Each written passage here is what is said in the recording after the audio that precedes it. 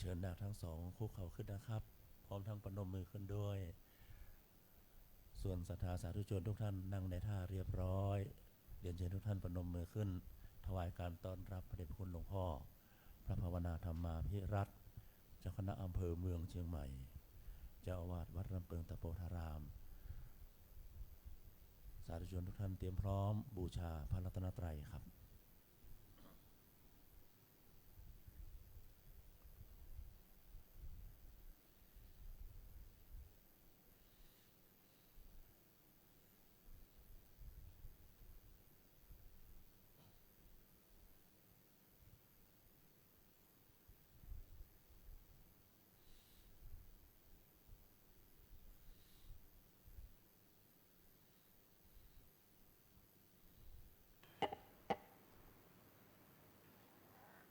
อิมินาสการเรนะอิมินาสการเรนะ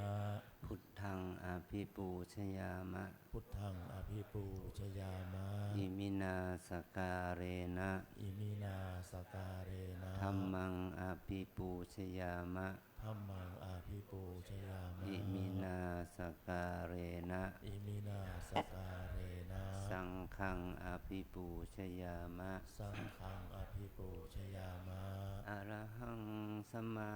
สัมพุทโธภควาอะระหังสัมมาสัมพุทโธภะคะวาพุทธังภควันตังอภิวาเท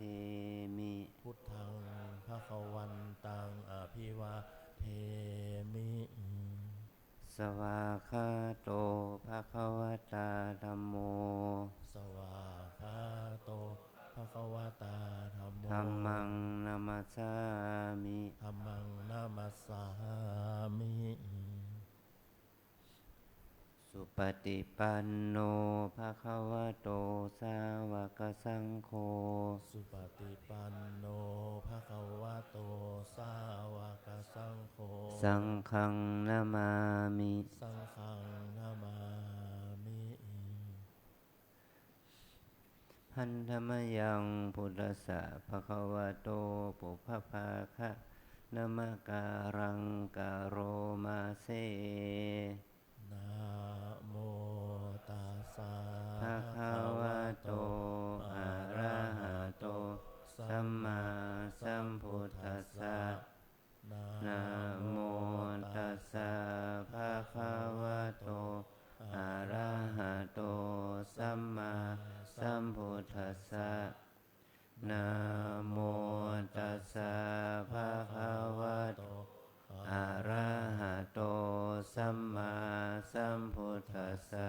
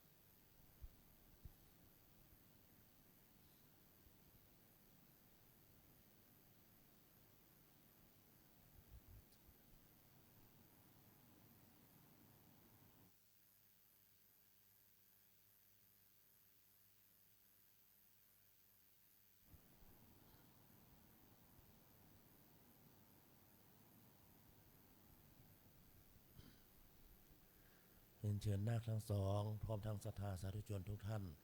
กราบพระสงฆ์พร้อมกัน3 ครั้งเพื่ออาราธนาเบญจศีลในเบื้องต้นนะครับ อัญชลีวันทาอภิวาทอัญชลีวันทาอภิวาทอัญชลีวันทาอภิวาทอัญชลีวันทาอัญชลีเชิญตัวแทนของนาคครับเข้ามาถวายพานเบญจศีลครับ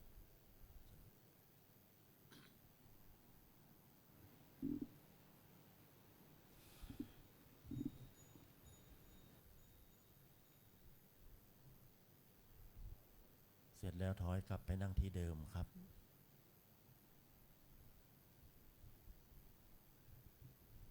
นาคทั้งสองพร้อมสาธุชนทุกท่านอาราธนาเบญจศีลพร้อมกันณบัดนี้มะยังพันเตวิสุงรักขณทายะติสรเนนะสห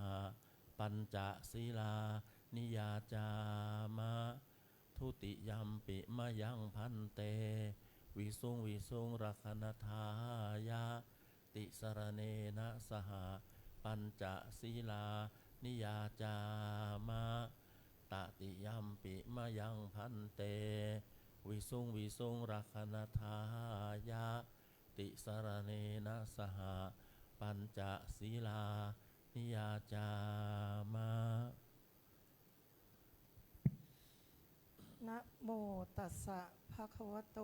อะระหะโตสัมมาสัมพุทธัสสะนะโมตัสสะภะคะวะโตอะระหะโตสัมมาสัมพุทธัสสะนะโม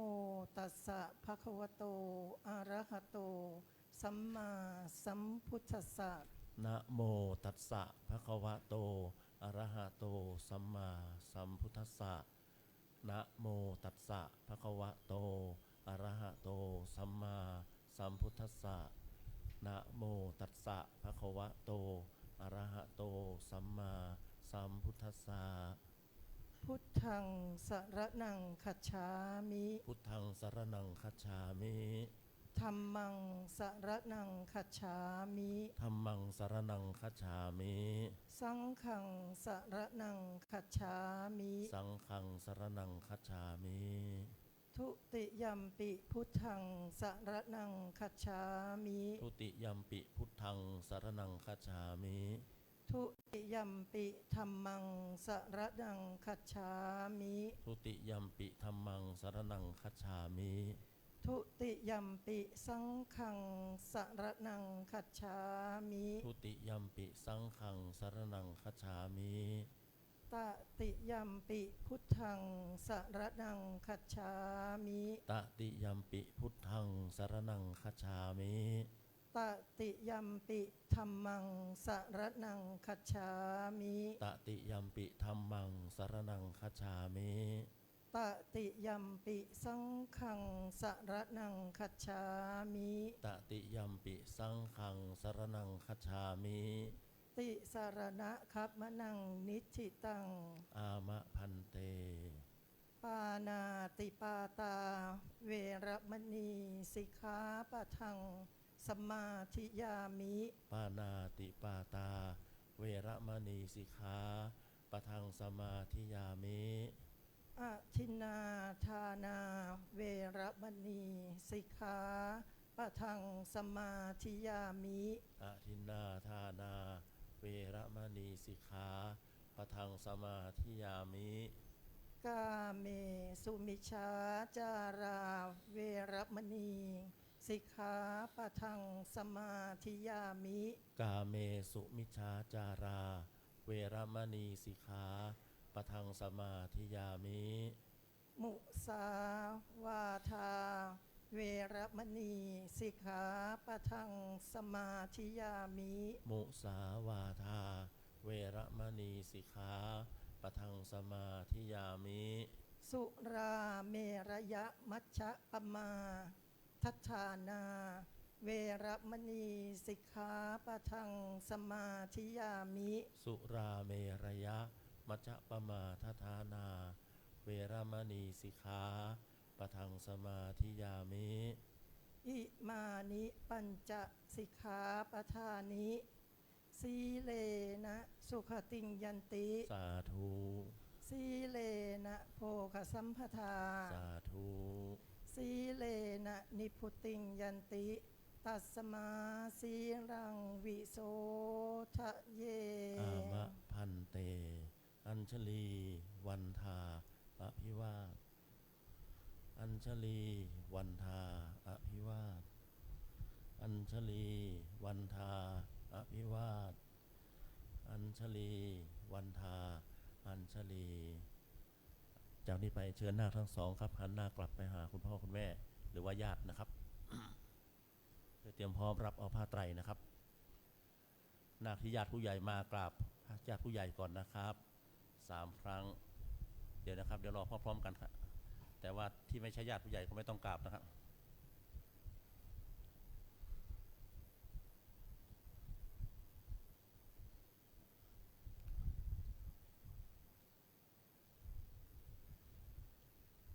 จากนั้นยื่นแขนทั้ง2 ข้างออกมานะครับ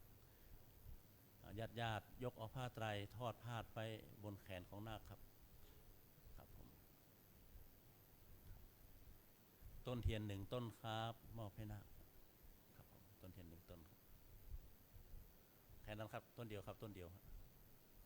จากนั้นนาคทั้ง2หันหน้ากลับมาหาพระอุปชฌาย์ครับเดินเข่าเข้าไปนะครับ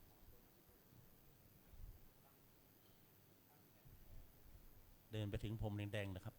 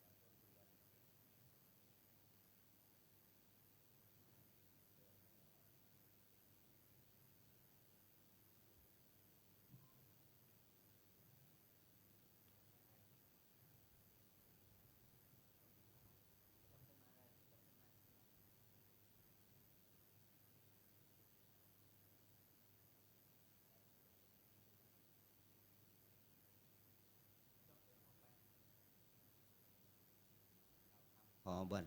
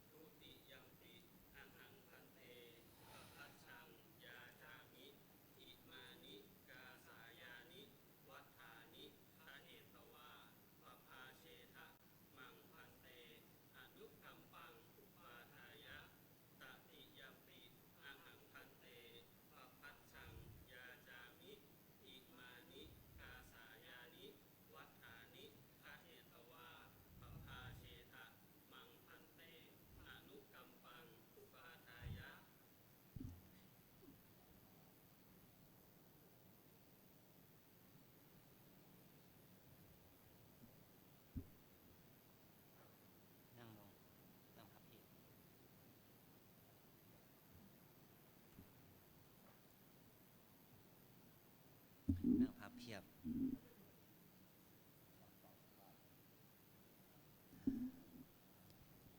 บัดนี้นักทั้งสองเลยมาเปล่งวาจาขอบรรพชาด้วยคำบาลีว่าเอสาหังพันเตสุจิระปรินิพพุตัมปิเป็นต้นซึ่งแปลเป็นภาษาไทยได้ความหมายว่าข้าแด่ท่านผู้เจริญข้าพเจ้าขอถึงสมเด็จพระผู้มีพระภาคแม้นเสด็จดับขันธ์ปรินิพพานนานแล้วพระองค์นั้นพร้อมด้วยพระธรรมและพระสงฆ์ว่าเป็นสรณะที่ขอพระสงฆ์จงเป็นให้กันบรรพชาอุปสมบทแก่ข้าพเจ้าในพระธรรมวินัยนี้ด้วยเถิดทุติยัมปะหังพันเตนะครับว่าแม้นครั้งที่สองข้าพเจ้าขอถึงสมเด็จพระผู้มีพระภาคพร้อมด้วยพระธรรมและพระสงฆ์มาเป็นสรณะที่พึ่งที่ระลึกขอให้ข้าพเจ้าได้บรรพชาอุปสมบทในพระธรรมวินัยนี้ด้วยเถิดตติยัมปะหังพันเตกับแม้นครั้งที่สามก็เป็นความหมายบาลีพระแปลเอามาเป็นอย่างนี้นะว่าเราจะขอบวชอุทิศต่อพระพุทธเจ้าพระธรรมพระสงฆ์เราขอบวชอุทิศต่อพระรัตนตรัยด้วยบทที่สองว่าอหังพันเตปปัชชังยาจามิ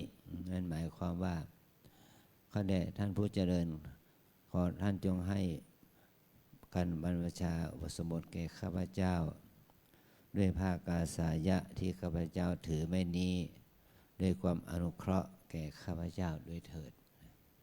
ทุติยัมปิก็เป็นแม่นครั้งที่สอง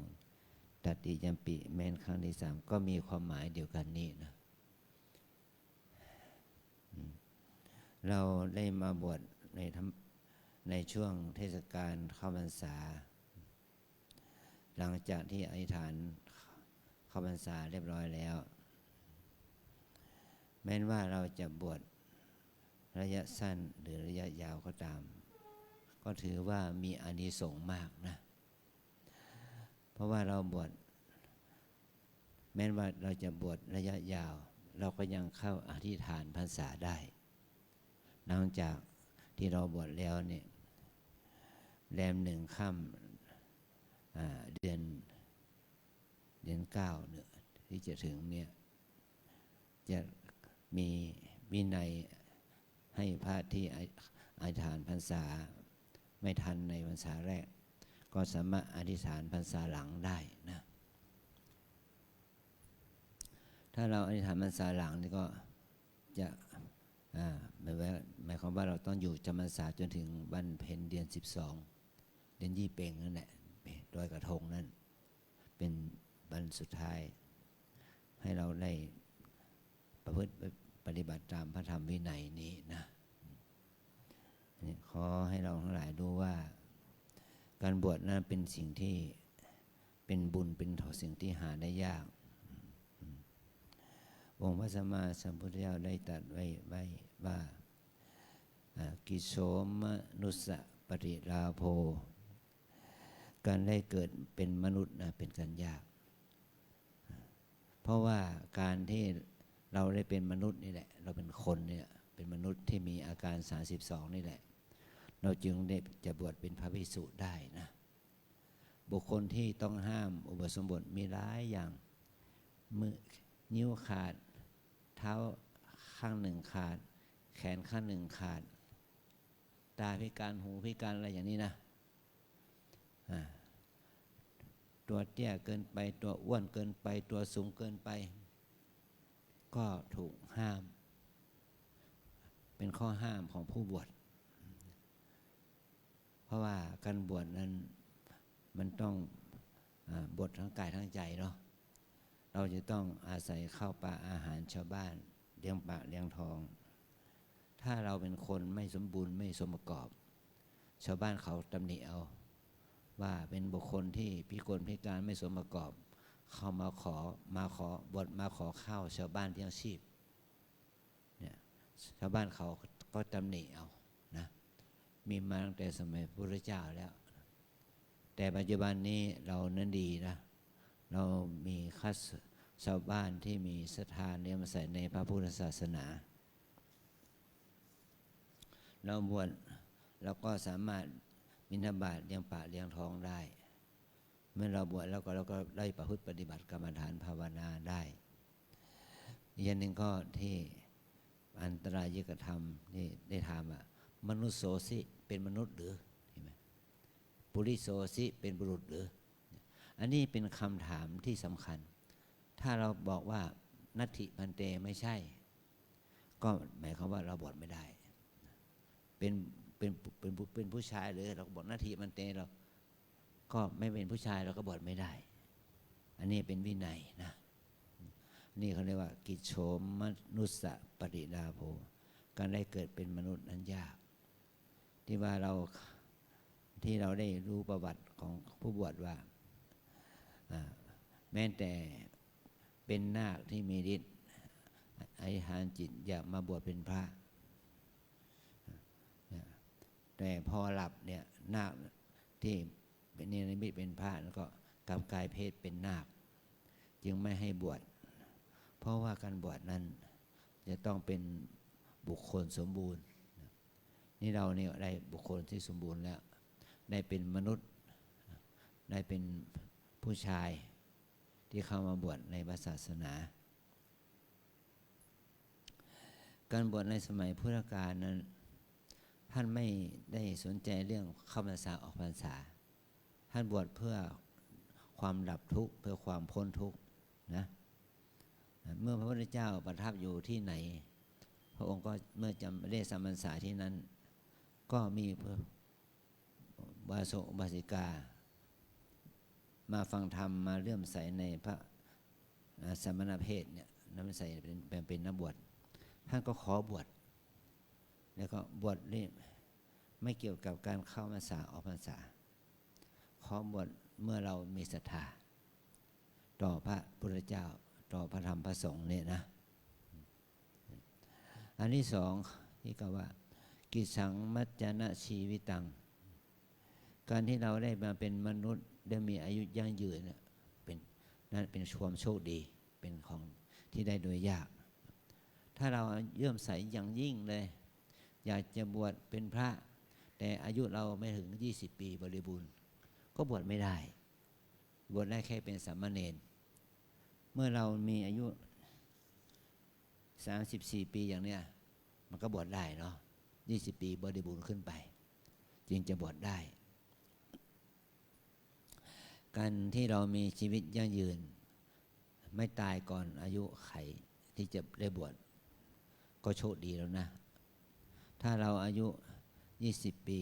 จะไม่ถึง20 ปีถึงแก่ชีวิตมันก็บวชไม่ได้นะหรือว่าเป็นคนที่ว่าเป็นเจ้าชายนิทราอย่างนะ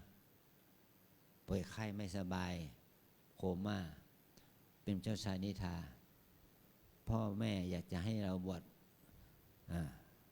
ท่านจะได้เห็นชายผ้าเหลืองเราก็บวชไม่ได้เพราะว่าเรามีสภาพที่พิการไม่สมบูรณ์นะมันก็ก่อให้เกิดผลของการบวชไม่ที่เป็นข้อห้ามไปเนี่ยกิจฉังมัจจนะชีวิตการมีชีวิตยั่งยืนนะเป็นการยากพอเราบวชเราไม่ใช่บวชแล้วจะต้องตายในวันพรุ่งนี้เนาะเราต้องบวชแล้วก็ต้องอธิษฐานจิตประพฤติปฏิบัติตามธรรมวินัยของพระสัมมาสัมพุทธเจ้าแม้ที่จุดนี้เรามาอยู่ที่วัดลำเปิงเราเนี่ยเราจะต้องบวชและปฏิบัติธรรมด้วยอธิษฐานจิตว่าขอได้ปฏิบัติธรรม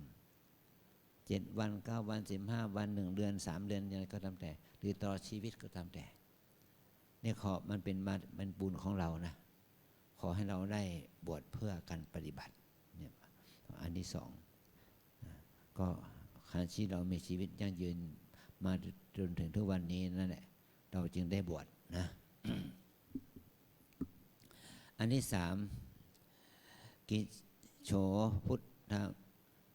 กิจโชพุทธนะมุปบาโท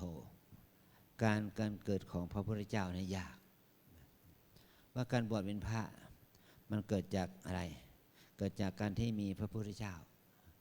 ถ้าพระโพธิสัตว์เจ้าชายสิทธัตถะนั้นไม่ได้เห็นเทวทูตคนแก่คนเจ็บคนตายและสมณะก็ไม่มีแรงบันดาลใจให้ท่านบวชท่านได้มีแรงบันดาลใจที่ไม่เห็นคนแก่คนเจ็บคนตายและสมณะนั่นแหละท่านจึงออกบวช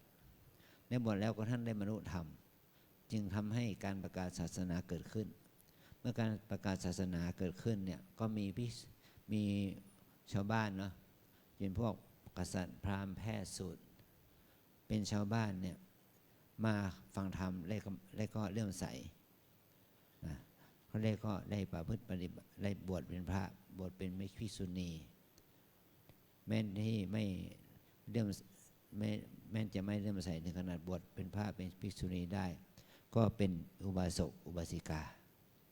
เนี่ยเป็นอุบาสกเป็นอุบาสิกาก็อุปถัมภ์พระพุทธศาสนาตามฐานะของตน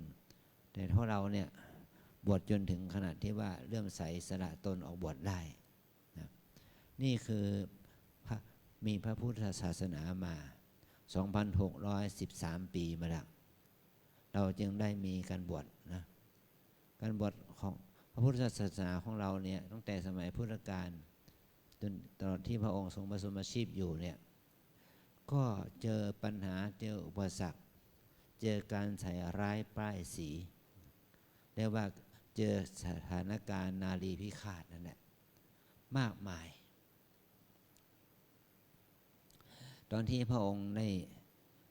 ถูกเจอหนักที่สุดก็คือตอนที่นางกินจมนาวิกาที่มาทำทีว่าเข้ามาวัดแล้วก็ออกจากวัดแล้วเข้ามาแบบเป็นวิธีกรรมเท่านั้นแหละเข้ามาวัดแล้วก็ออกจากวัดอยู่หลายครั้งหลายหนถ้ามีคนถามเธอว่าเธอไปไหนมาเธอก็บอกว่าไปนอนกับพระพุทธเจ้ามาเนี่ยไปนอนกับพระพุทธเจ้ามาตอนหลังนางก็ตั้งครรภ์แล้วก็ชี้หน้าพระองค์ต่อหน้าพระพักต่อหน้าประชาชนต่อหน้าพระสงฆ์ว่าพระองค์ได้ทำให้นางตั้งครรภ์แล้วทำไมไม่ดูแลนางจึงเกิดปรากฏการณ์เหมือนกับว่าบทชนะมารนั่นแหละนางก็ถูกเมื่อนางทำพฤติกรรมอย่างนี้ก็แสดงอาการโมโหโกธาด้วยโดยพระองค์ก็ได้ตรัสว่าเรื่องนี้เราสองคนเท่านั้นที่รู้กันพระองค์ก็นิ่งแล้วก็พูดน้อยๆนางก็โมโหโกธาแล้วก็เกิดปรากฏการณ์คือว่าวัตถุที่เป็นคันเทียมน่ะมันร่วงลงมากลายเป็นท่อนไม้ชาวบ้านเห็นอย่างนั้นก็ไล่เธอประทุษร้ายเธอออกไปนอกวัดแล้วก็ถูกแผ่นดินสูบตายอย่างนี้นะ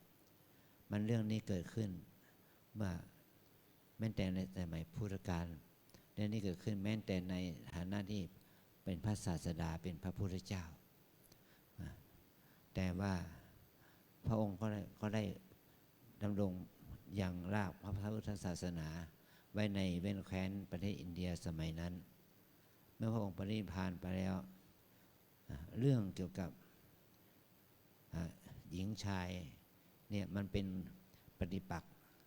นะผู้หญิงก็รักผู้ชายผู้ชายก็หนีเข้าบวชเนี่ยก็ก่อให้เกิดผลที่ว่าเหมือนกับว่าเธอทำกิจที่ไม่ควรทำให้พระนั้นต้องลาสิกขาไปเพราะว่าไปล่วงละเมิดทางเพศโดยไม่ได้เจตนาหรือไม่ได้ตั้งใจหรือเพราะเหตุใดอย่างนี้ก็มีมาแต่สมัยอดีตแล้วแม้นปัจจุบันนี้เราจะได้ข่าวที่ไม่ค่อยดีนักที่ไม่ดีเกี่ยวกับศีกากับพระเนี่ยก็พระเหล่านั้นก็ไม่ใช่พระธรรมดานะเป็นพระเถระครูบาอาจารย์เป็นพระเจ้าคุณเจ้าคณะแต่เธอมีพฤติกรรมที่ไม่ดี มีความตั้งใจที่จะไปหาเงินหาทองมาจากพระก็ทำให้พระนั้นสูญเสียพรหมจรรย์สูญเสียฐานะแห่งความเป็นนักบวชหรือเจ้าคณะพระสังฆาธิการนั้นไปอันนั้นเป็นเรื่องของเขาแต่เราเนี่ยจะต้องเมื่อมาบวชแล้วเราต้องมาปฏิบัติเอาชนะกิเลสตัวเองให้ได้นะแล้วก็เอาชนะกิเลสตัวเองให้ได้ตัวมารที่สำคัญที่สุดก็คือกิเลสมารที่เกิดขึ้นในใจเราเองนั่นแหละนะขอให้เรานั้นใช้การเจริญสติระงับยับยั้งตัณหาราคะโทสะโมหะออกไปจากใจให้ได้หรืออย่างน้อยที่สุดก็คือข่มระงับบรรเทากิเลสเหล่านั้นให้ระงับไปให้มันข่มให้ระงับไปเพื่อที่เราจะได้ไม่แพ้ภัยกิเลสนั้นนะไม่แพ้ภัยมารกิเลสมารนั้นให้เรานั้นอยู่เป็นพระมีศีลสะอาดบริสุทธิ์นะในขณะที่เราครองผ้ากาสาวพัสนี้นะอันต่อไปก็คือว่าเมื่อพระพุทธเจ้าอุบัติเนี่ยจึงมีพุทธบริษัทเกิดขึ้นมาจนถึงทุกวันนี้เราก็อาศัยตัวเราเนี่ยมาเริ่มใส่ในพระพุทธเจ้าเริ่มใส่ในพระธรรมคำสอนของพระพุทธเจ้าเริ่มใส่ในจริยาวัดของพระพุทธเจ้านั้นจึงได้มาสละตนออกบวชนะนี่ข้อที่3นะข้อที่4เมื่อเราบวชแล้วเนี่ยเมื่อเราเข้ามาบวชเนี่ยเราต้องมีศรัทธาต่อพระศาสนาต่อคำสอนของพระพุทธเจ้าว่าคนเรานั้นจะดีได้ด้วยการทำดีได้ดีทำชั่วได้ชั่วนะแล้วว่าเพราะพระธรรมคำสอนของพระพุทธเจ้านั้นมันมีอยู่ในคัมภีร์ไว้นะแต่ถ้าคนเราไม่ได้เอามาอ่านไม่ได้มีใครเอามาสาธยายให้เราฟังเราก็ไม่สามารถที่จะเข้าถึงทางความเลื่อมใสศรัทธาในพระศาสนาได้เพราะว่าเราต้องได้ฟังธรรมกิโสกิสังสัทธรรมเทศนังคือการได้ฟังธรรมจึงเป็นเหตุให้เราได้บวชเนี่ยนะขอให้เราได้เห็นประโยชน์ของการได้ฟังธรรมเนี่ยคือองค์พระสัมมาสัมพุทธเจ้านั้นแสดงธรรมไว้เป็นพระธรรมเป็นพระวินัยไว้มี 84,000 พระธรรมขันธ์มาอายุมันมาจนถึงทุกวันนี้ก็ได้ 2,613 ปีถ้าเรานับตั้งแต่พระพุทธองค์นิพพานก็ 2,568 ปีนะข้อวัดเป็นก็นี่แหละคือว่ามรดกของที่พระพุทธองค์ได้ทรงมอบให้แก่พวกเราชาวพุทธให้เราประพฤติดีปฏิบัติชอบตามกำลังศรัทธาของเรานั่นแหละถ้าเรามีความศรัทธามากมันก็จะทำให้เรานั้นได้ประพฤติปฏิบัติเพื่อความดับทุกข์เป็นที่สุดนะนี่เมื่อเราบวชแล้วเนี่ยเราจะได้ประโยชน์อะไรเราบวชแล้วเราจะได้ประโยชน์3อย่างคือประโยชน์กับตัวเองเมื่อเราบวชเราจะได้ฝึกฝนอบรมตัวเองว่าเราเป็นพระไม่ใช่ว่าเป็นพระแค่ผ้าเหลืองนะเราเป็นพระเราจะต้องประพฤติปฏิบัติข้อวัดปฏิบัติศีลเจริญในศีลสมาธิปัญญาเพื่อให้การปฏิบัติภาวนาของเรานั้นได้เจริญในจิตใจของเรานะศีลสมาธิปัญญามันก็เจริญขึ้นข้อวัดปฏิบัติที่ดีมันก็จะทำให้เราได้ประพฤติปฏิบัติให้ดีขึ้นเนี่ยถ้าเราไม่ได้ประพฤติปฏิบัติเลยอย่างนี้อานิสงส์ข้อนี้มันก็ไม่ได้เท่าที่ควรจะอันที่2ประโยชน์ที่เราบวชนี่จะตกกับพ่อแม่เราด้วยนะพ่อแม่ปู่ย่าตายายลุงป้าน้าอาญาติมิตรของเราได้เข้ามาบวชได้เข้ามาอนุโมทนาการบวชของเรานี้เนี่ยคือการบวชเนี่ยจะทำให้พี่น้องญาติมิตรพ่อแม่ปู่ป้าลุงป้าน้าอาปู่ย่าตายายนั้นได้อนุโมทนาบุญกับเราเพราะว่าการบวชนั้น ญาติมิตรมาได้มุทิตาอนุโมทนาเพราะว่าสมัยก่อนนั้นการบวชนั้นไม่มีพ่อไม่มีแม่หรอกออกจากบ้านก็ไปบวชเป็นพระกับพระสงฆ์เองแต่ตอนหลังเนี่ยมีพุทธศาสนิกชนมากขึ้นก็มีพ่อแม่ปู่ย่าตายายญาติมิตรสามีภรรยามาอนุโมทนาบุญด้วยในสมัยพุทธกาลมีพระเจ้าพิมพิสารเป็นพระราชามีพระมเหสีของพระองค์คือว่าพระนางเขมาพระนางเขมานี่เป็นหญิงงามเป็นหญิงสาวเป็นสวยงามมากชื่อว่าพระนางเขมาแล้วก็นางนี้ไม่ยอมมาวัดพระเอราวัณเนี่ยไม่ยอมเข้าวัดเพราะนางได้ยินมาว่าพระพุทธเจ้าตำหนิความสวยความงามแต่พระเจ้าพิมพิสารฉลาดให้นักดนตรีนักร้องขับกล่อมพัฒนาความงามของพระเวรุวันกรันทกะนิวปสถานให้พระนางได้ฟังนางจึงมีความสนใจอยากจะไปชมวัดเวรุวันเมื่อนางเข้าไปในบริเวณวัดเวรุวันแล้วก็มีเหตุที่จะต้องเข้าไปสู่ธรรมศาลาที่พระองค์ได้ทรงแสดงธรรมอยู่นะเมื่อพระพุทธเจ้าแสดงธรรมอยู่นั้นนางก็มาเห็นนางเทพอัปสรคนหนึ่งถวายงานพัดหรือว่าพัดวีให้แก่พระองค์นางเทพอัปสรนั้นอยู่ข้างหลังพระองค์เนี่ยแล้วนางเทพอัปสรนั้นก็พระองค์ก็ในนิมิตนางอัปสรนั้นจากเป็นสาวน้อย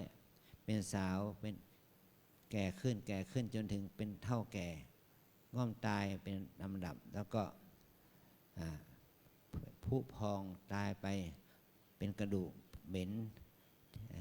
แล้วก็มีแตกกระจายไป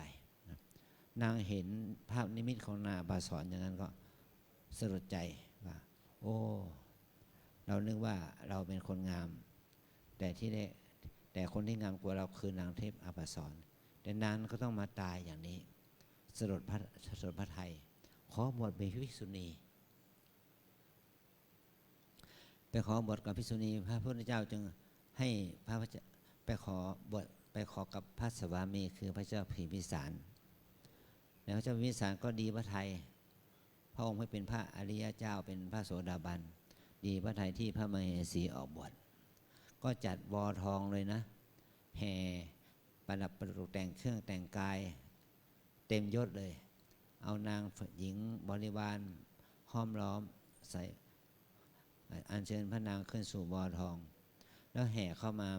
ที่วัดพระเวรุวันแล้วนางก็สละทุกอย่างสละเครื่องประดับตกแต่งเข้าของเครื่องใช้บริวารนั้นไปทั้งหมดแล้วก็ออกบวชเป็นพระภิกษุณีเนี่ยนี่เป็นตัวอย่างว่าการบวชนี้เนี่ยแม้แต่สมัยก่อนก็มีญาติมีครอบครัวมามุทิตานะแต่ส่วนมากเราไม่มีแม้แต่ท่านพระอานนท์เถระเนี่ยออกบวชก็กับเจ้าสักยะ6 พระองค์เนี่ยออกบวชโดยแค่มีตัวเองคนเดียวและก็มีคนบริวารตามมาคนหนึ่งเป็นอุบาลีภูสามาราแล้วอุบาลีนั้นก็เมื่อเจ้านายออกบวชแล้วตนเองก็เลยไม่ยอมกลับบ้านกลับเมืองก็ออกบวชตามนะก็ถือว่าแม้แต่เจ้าชายทั้งหลายก็ต้องออกบวชโดยการที่ไม่มีแม้แต่ญาติมาร่วมมุทิตานะเพราะว่าการบวชนั้นเป็นเรื่องของตนเป็นเรื่องส่วนของวิธีของบ้านของเรือนก็เป็นเรื่องของชาวบ้านอันนี้ถือว่าปัจจุบันนี้เรายังมีพ่อแม่ปู่ย่าตายายมาร่วมมุทิตาอนุโมทนานะถือว่าเป็นมหากุศลเป็นบุญของเราเนี่ยและพ่อแม่ก็ได้อานิสงส์ตามพระธรรมวินัยด้วยเนี่ยอันที่3ประโยชน์อันที่3ก็คือการบวชของเราเนี่ยจะได้ทำให้พระศาสนามั่นคงนี่เราได้มาบวชในพระศาสนาแล้วเราก็ได้ประพฤติปฏิบัติตามพระธรรมคำสอนของพระองค์ตาม ปฏิบัติตามพระธรรมคำสอนที่ครูบาอาจารย์พระพี่เลี้ยงได้สอนได้แนะนำเราในการบวชเป็นพระอย่าง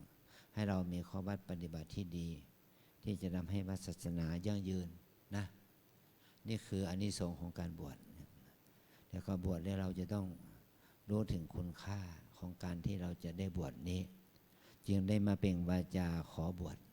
โดยน้อมนำผ้ากาสายะมาให้อุปชาเพื่อเอาผ้ากาสานิยะนี่ครองเป็นปริมณฑลแล้วก็กลับมารับพระไตรสรณคมและศีลต่อไปนะแต่เรานั้นก่อนที่เราจะเอาผ้าไปครองนี้เราจะต้องรับพระกรรมฐานก่อนนะ ขอให้นักทั้งสองว่าตามนะเกสาโลมานะขาทันตาตะโจทันตานะขาโลมาเกสาโลมานะขาทันตาตะโจทันตานะขาโลมาเกสาแปลว่าผมโลมาแปลว่าขนนะขาแปลว่าเล็บทันตาแปลว่าฟันตะโจแปลว่าหนังผมขนเล็บฟันหนัง5ประการนี้เป็นสิ่งที่เราเห็นด้วยตาได้ปัจจุบันเราก็โกนผมทิ้งไปแล้วเนาะโกนขนคิ้วทิ้งไปแล้วโกนหนวดโกนเคราทิ้งไปแล้วตัดเล็บให้สั้นฟันเราจะไม่ทิ้งเราก็รักษาฟันไว้หนังก็ไม่ทิ้งนะรักษาหนังไว้แต่เรารักษาโดยความรู้ให้เห็นโทษของมันว่าถ้าเราชอบพอรักสวยรักงามมันจะก่อให้เกิดกิเลสตัณหาถ้าเรามีฟันหนังเนื้อเอ็นกระดูกอะไรนี้พร้อมถ้าเราไม่เข้าไปยึดติดมันจะก่อให้เกิดบุญภาวนาทำให้จิตเรามีสติมีสมาธิดีขึ้นว่าการบวชนี้เราจะต้องพิจารณาผมขนเล็บฟันหนังเนี่ยเป็นของปฏิกูลไม่สะอาดอย่างนี้นะตอนนี้ไปเนี่ยให้คุกเข่าถอดเสื้อออก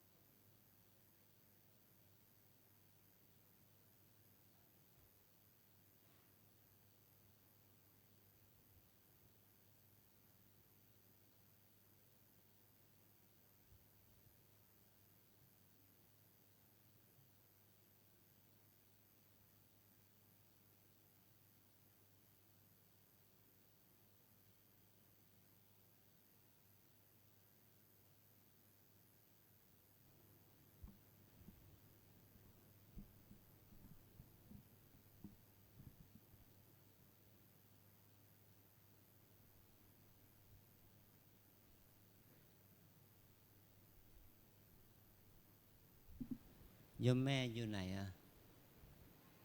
ฮะสันซ้ายอ๋อแล้วหนูลูกฮะลำปาง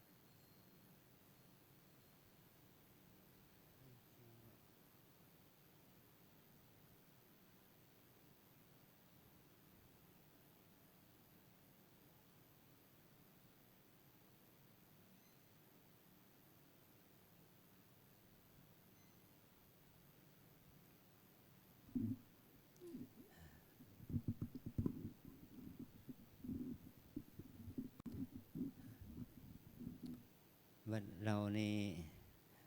ทำกิจกรรมบวชพระทุกเดือนเนาะตั้งแต่มกราถึงธันวาทุกเดือนแล้วก็ในแต่ละเดือนก็จัดทุกวันอาทิตย์ถ้ามีคนมาขอบวชแล้วจะคนมาขอบวชแล้วก็นัดหมายกับวันแล้วอาทิตย์ไหนพร้อมเขาจะจัดบวชพระทุกวันอาทิตย์ในนอกพรรษาในพรรษาเรายังมีคนบวชคนมาบวชพระเนี่ยปีหนึ่งตั้งแต่มกรามาจนถึงทุกวันนี้มีผู้มาขอบวชประมาณสัก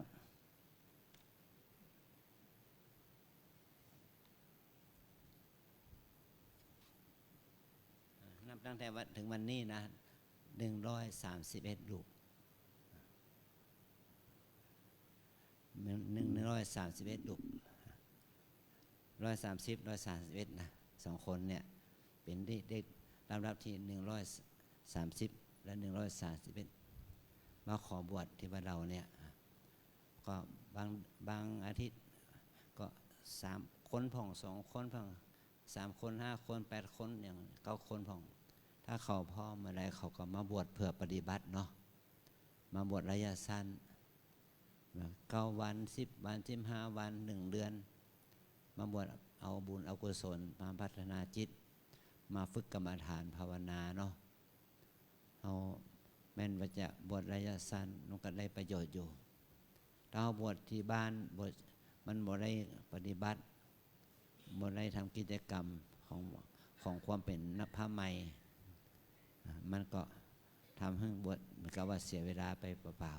ๆแต่เขาบวชที่นี่เขาพระใหม่ของเขาจะได้ประพฤติปฏิบัติได้สมบัติส่วนมนต์เนาะตื่นตั้งแต่ตี 4จนถึง4 ทุ่มนั่นแหละทำกิจกรรมนะ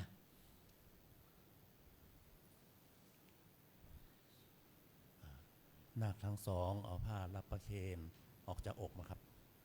ผ้ารับประเคนพับครึ่งหนึ่งนะครับพับครึ่ง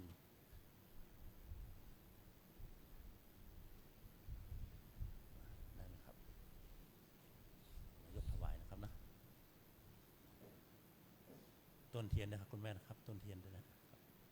ครับจากนั้นว่าที่สามเณรย้ายบาตรออกจากผ้าย้ายต้นเทียนออกครับเก็บผ้ารับประเคนไว้ที่อกตามเดิมใช้แขนทั้ง 2 ข้างอุ้มเอาบาตรมือซ้ายขวาจับต้นเทียนข้างละ1 ต้นยกขึ้นไว้ในอกหันหน้ากลับครับเดินเข้าไปหาพระอุปัชฌาย์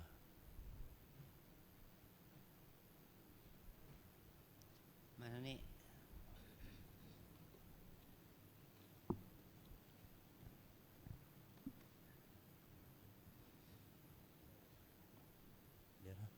เมื่อว่าที่สามเณรทั้ง 2 รูปถึงด้านหน้าพระสงฆ์เป็นที่เรียบร้อยนะครับ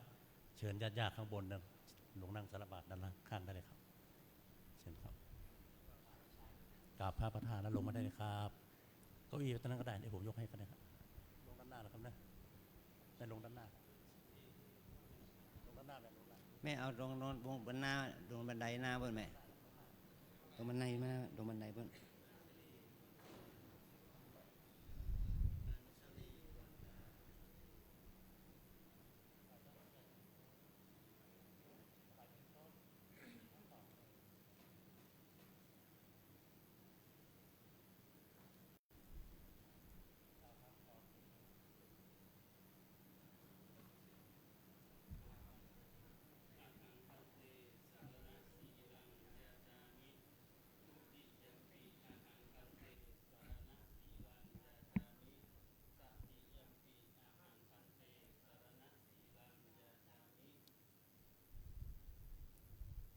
นะโมตัสสะภะคะวะโตอะระหะโตสัมมาสัมพุทธัสสะนะโมตัสสะภะคะวะโตอะระหะโตสัมมาสัมพุทธัสสะนะโมตัสสะภะคะวะโตอะระหะโตสัมมาสัมพุทธัสสะ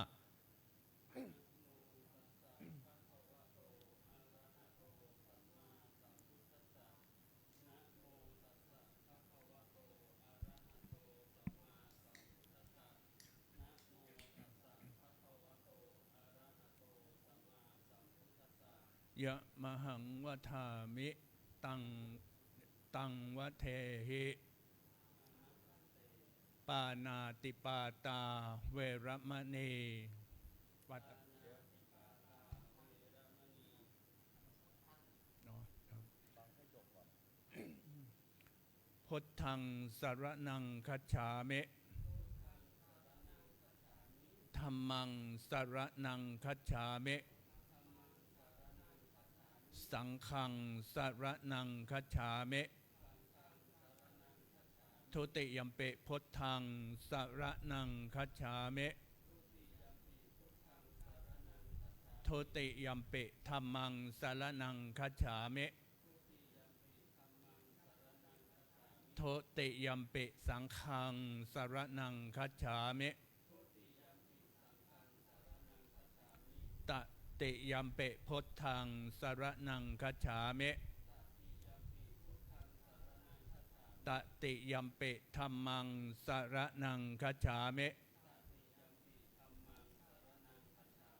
ตติยัมปิสังฆังสรณังคัจฉามิติสรณะขมนังเนเทตังปานาติปาตาเวรมณีอทินนาทานาเวรมณีอพรหมจริยาเวรมณีมุสาวาทาเวรมณี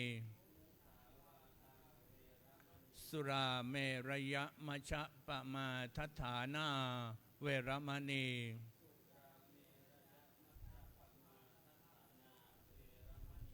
วิกาละโภชนาเวรมณีนัจจคีตะวาทิตะวิสุกทัสสนาเวรมณี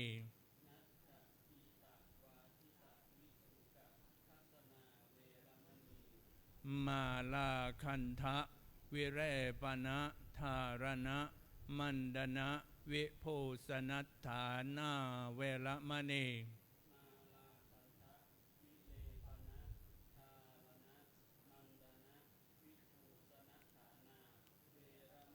อุจจาสยนะมหาสยนาเวรมณี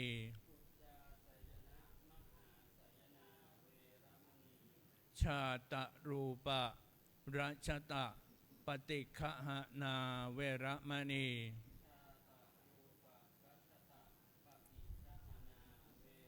อิมานิทัสสะสิกขาปทานิสมาธิยามิ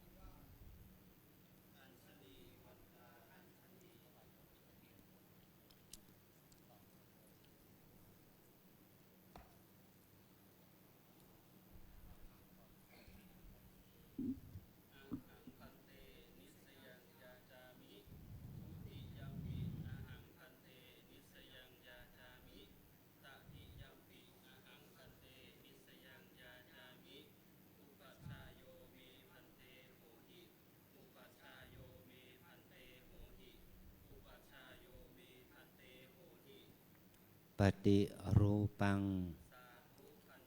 โอปายิกังปาสาธิเกนะสัมปาเทหิ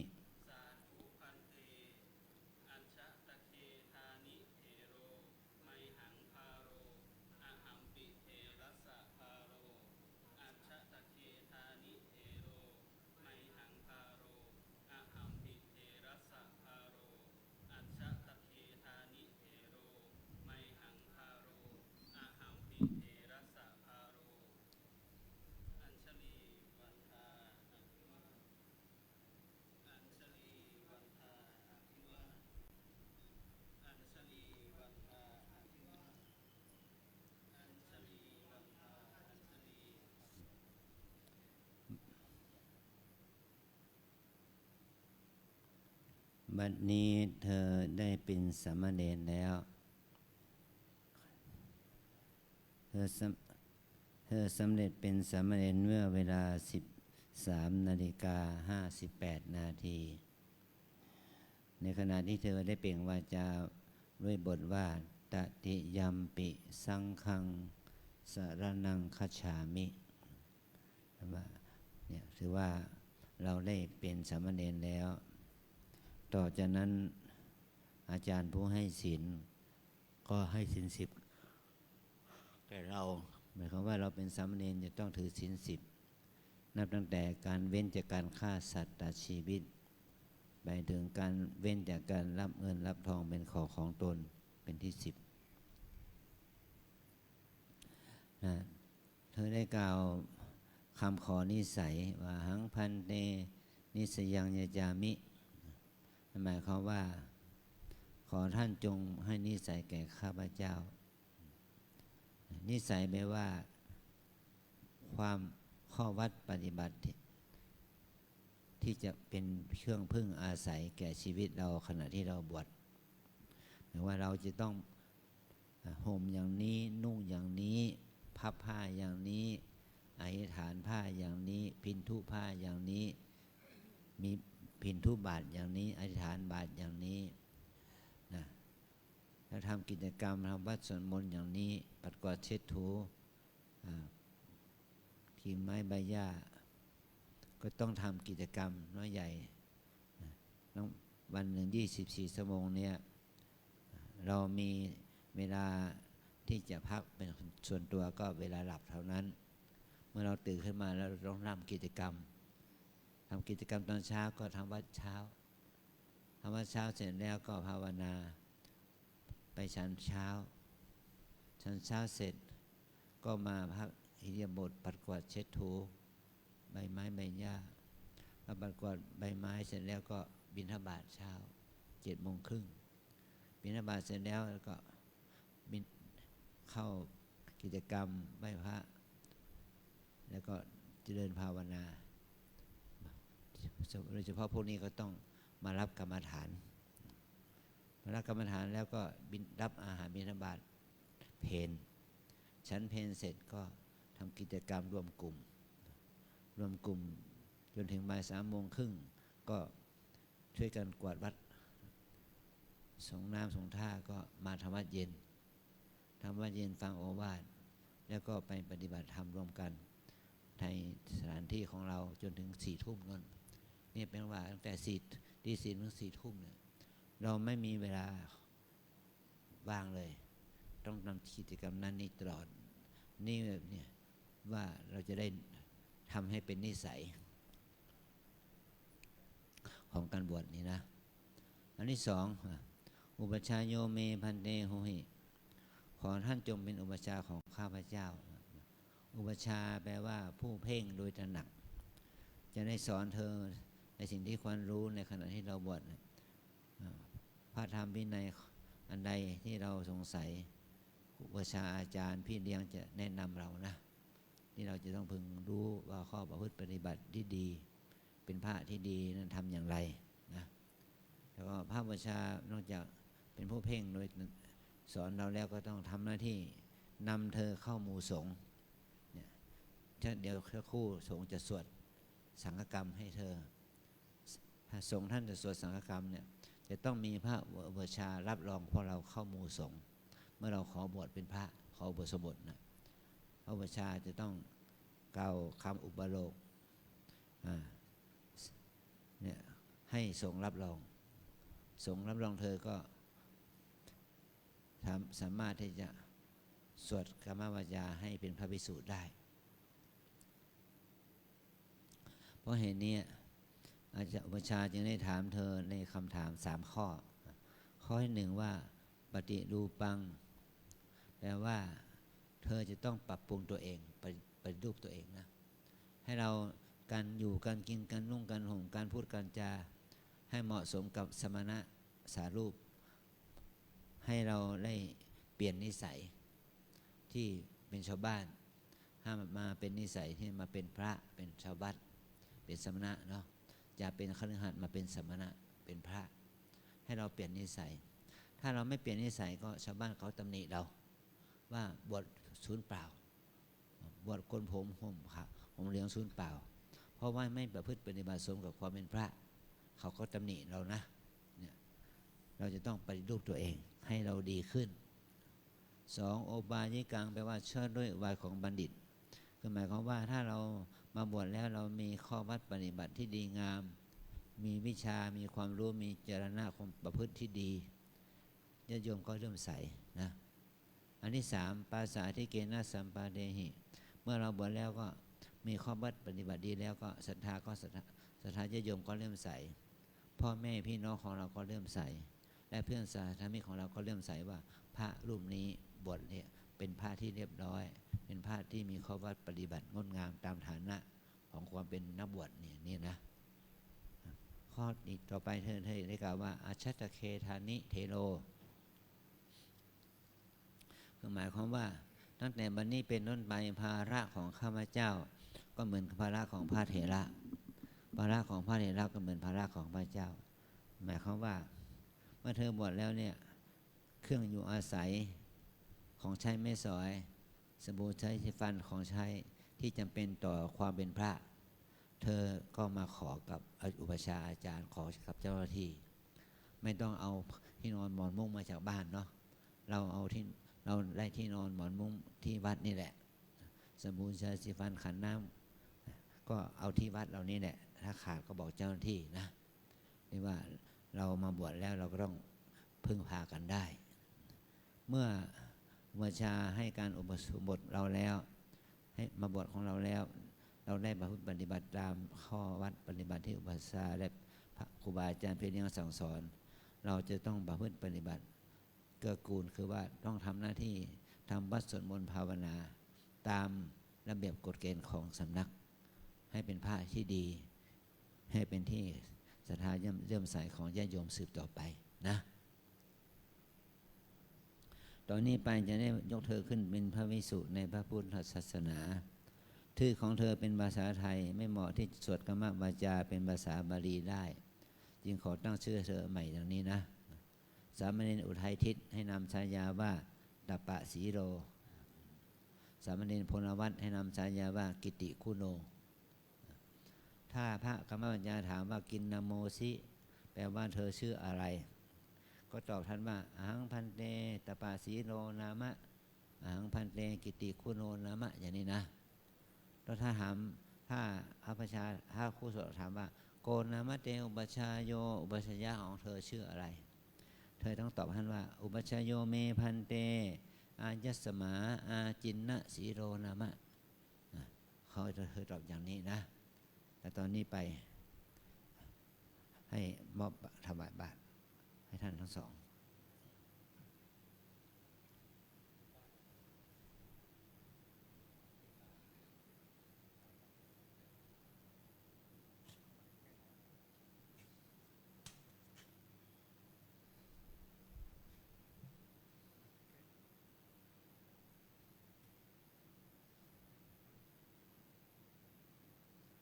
เอาไปไว้ที่ไหนอ่ะ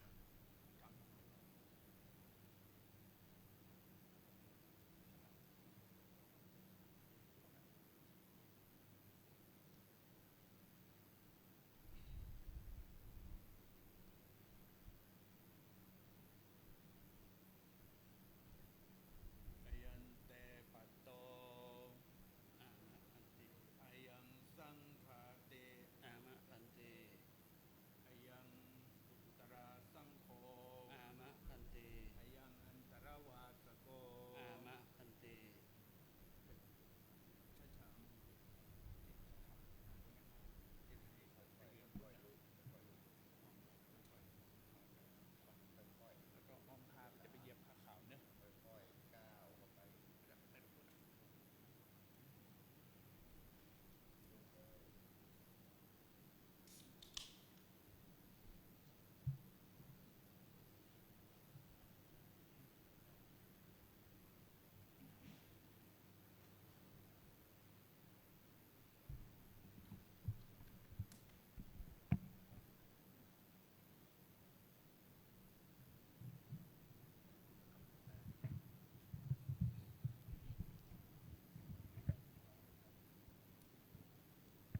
ยับเข้ามาอีกหน่อยอ่ะ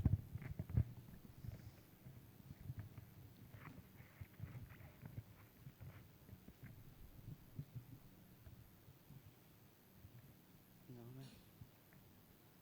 ขยับเข้ามา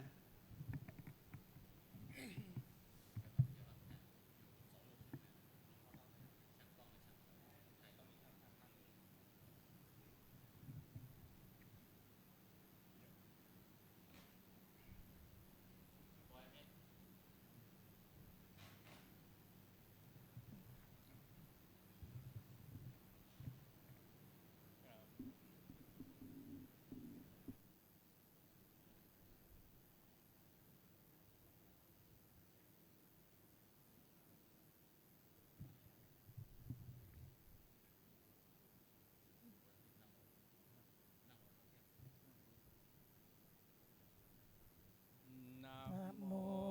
ตัสสะภะคะวะโตอะระหะโตสัมมาสัมพุทธัสสะนะโมตัสสะภะคะวะโตอะระหะโตสัมมา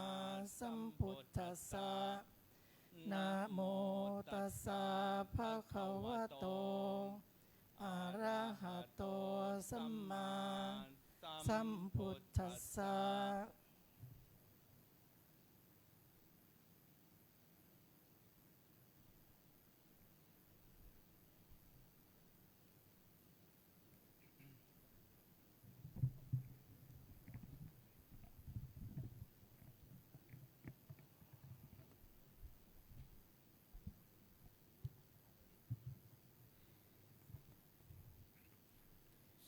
สุนา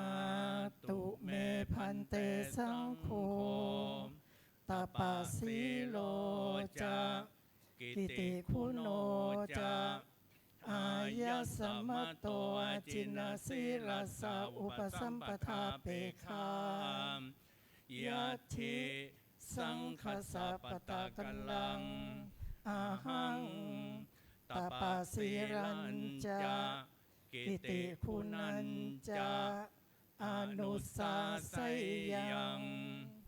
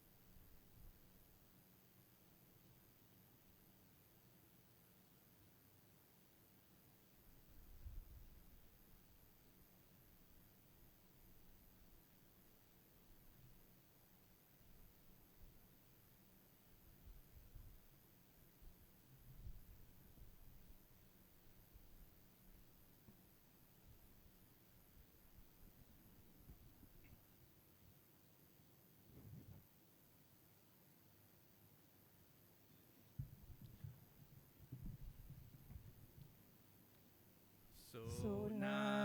ตุเมพันเตสังโฆ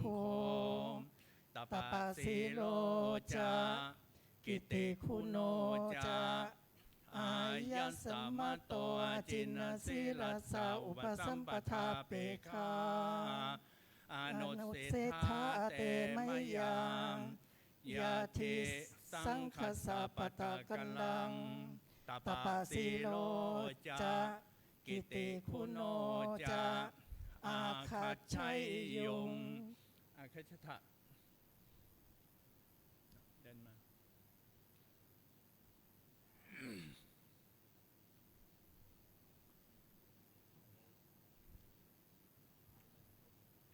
เข้ามาใกล้ๆใกล้ๆนะ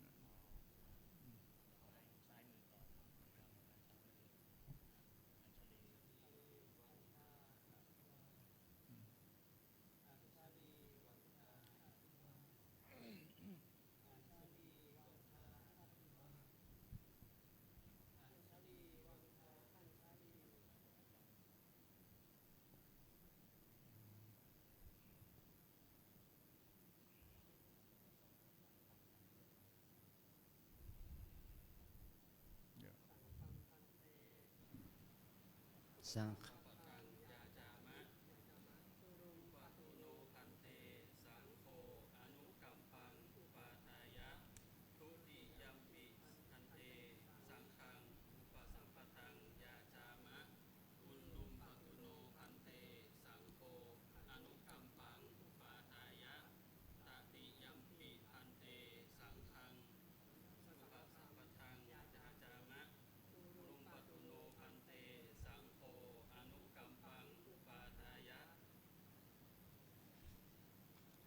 อิทานิโค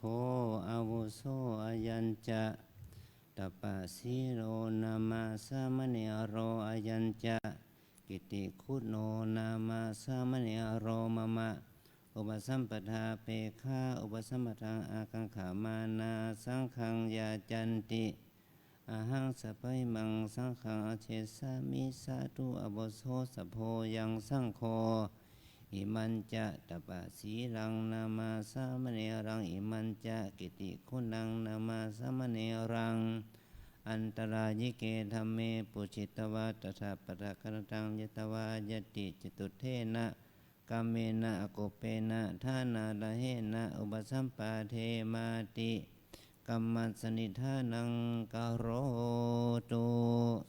สาธุสุนาตุเมพันเตสังโฆ อายัญจะตปะสีโลอายัญจะกิติคุณโนอายัสสัมมโตอาจินสีลาสาอุปสัมปทาเปคายะเทสังคัสสะปตะกลังอาหังตปะสีลันจะกิติคุณัญจะอันตรายิเกธัมเมปุชชัยยังสุนัสเสตปะสีลาสุนัสเสกิติคุณะอายันเตสัจจกาโลภูตกาโลยังชาตังตังปุชามิสันตังอัตถิติวัตพังสันตังนัตถิติวัตพังสันติเตเอวะรูปามอาภาธากุทังนัตถิพันโดกิลาโสโสอัปปมาโรมนุสโสเสปุริโสเสภูจิโสเสอนันโนเสนาเสราชพัตโตอนุญญาโตเสมาตาปิตุเหปริปุณวิสติวัสโสเสปริปุณันเตปัตตาจิวรังกินนาโมเส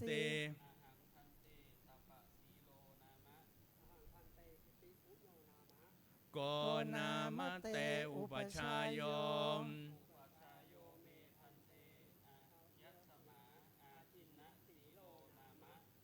สุนาตุเมพันเตสังโฆอายัญจะตปะสิโรอายัญจะกิติคุณโนอายัสสะมะโตอาจินาสิรัสสะอุปสัมปทาเปขามปริสุทธาอันตรายิเกหิธัมเมหิปริปุณเมเมสังปัตตาจิวรังตปาสิโลจากิติคุณโนจาสังฆังอุปสัมปทังยาจันติอายัสสะมตาจินาสิเลนะอุปชาเยนะยะทิสังคัสสะปตะกัลลังสังโฆตปาสิรัญจากิติคุณัญจาอุปสัมปาทัยยา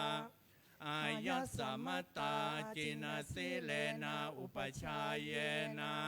เอตายติสุนาตุเมพันเตสังโฆอายัญจะตปาสิโลอายัญจะกิติคุณโนอายัสสะมะโตอาจินาสิรัสสะอุปสัมปทาเปขามปริสุทธาอันตรายิเกหิธัมเมหิปริปุณมิเมสังปัตตาจิวรังตปาสิโลจากิติคุณโนจาสังฆังอุปสัมปทังยาจันติอายัสสะมตาจินาสิเลนะอุปชาเยนะสังโฆตปาสิรัญจากิติคุณัญจาอุปสัมปาเทติอายัสสะมตาจินาสิเลนะอุปชาเยนะยัสสะยัสสะมะโตขมติตปาสิลัสสัจจากิติคุณัสสัจจาอุปสัมปทาอายัสสะมตาจินาสิเลนะอุปชาเยนะโสตุนัสสะยัสสะนะขมติโสภาสัยยาโทติยัมปิเอตมะทังวัฏามิสุนาตุเมพันเตสังโฆอายัญจะตปาสิโลอายัญจะกิติคุณโนอายัสสะมะโตอาจินาสิรัสสะอุปสัมปทาเปขามปริสุทธาอันตรายิเกหิธัมเมหิปริปุณมิเมสังปัตตาจิวรังตปาสิโลจากิติคุณโนจาสังฆังอุปสัมปทังยาจันติอายัสสะมตาจินาสิเลนะอุปชาเยนะสังโฆตปาสิรัญจากิติคุณัญจาอุปสัมปาเทติอายัสสะมตาจินาสิเลนะอุปชาเยนะยัสสะยัสสะมะโตขมติตปาสิลัสสัจจากิติคุณัสสัจจาอุปสัมปทาอายัสสะมตาจินาสิเลนะอุปชาเยนะโสตุนัสสะยัสสะนะขมติโสภาสัยยาตาติยัมปิเอตมะทังวัฏามิสุนาตุเมพันเตสังโฆอายัญจะตปาสิโลอายัญจะกิติคุณโนอายัสสะมะโตอาจินาสิรัสสะอุปสัมปทาเปขามปริสุทธาอันตรายิเกหิธัมเมหิปริปุณมิเมสังปัตตาจิวรังตปาสิโลจากิติคุณโนจา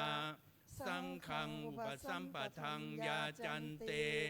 อายัสสะมตาจินาสิเลนะอุปชาเยนะสังโฆ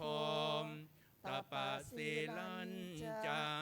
กิติคุณัญจาอุปสัมปาเทติ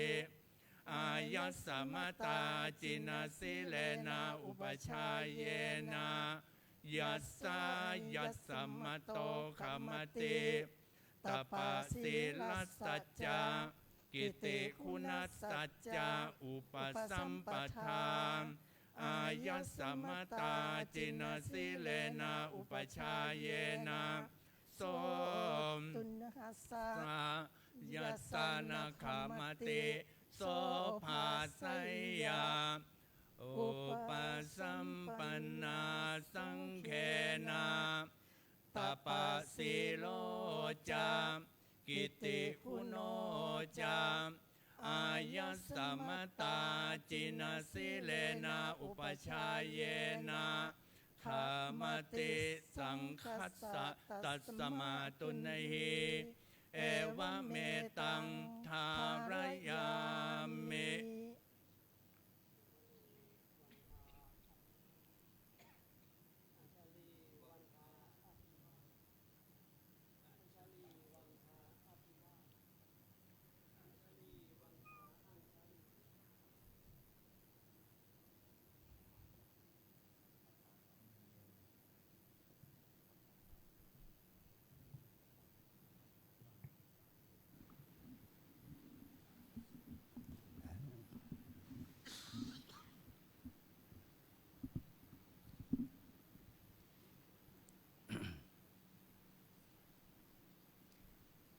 บัดนี้สงฆ์ได้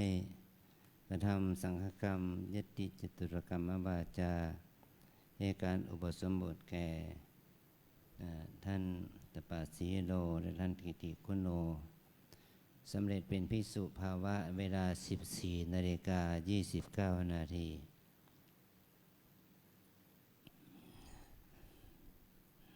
องค์พระสัมมาสัมพุทธเจ้าทรงบัญญัติไว้ให้แก่พระอุปัชฌาย์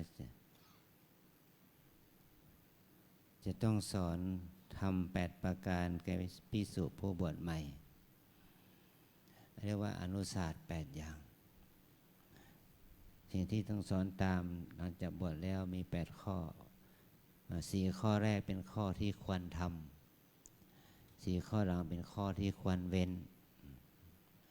สิ่งที่ข้อที่ควรทำหมายความว่าเราบวชแล้ว1 ก็คือเราหมดอาชีพที่เป็นช่างไม้ช่างฝีมือช่างแรงงานช่างอิเล็กทรอนิกส์อาชีพต่างๆอาชีพทำไร่ไถนาทำสวนเราต้องพ้นภาวะอาชีพเหล่านั้น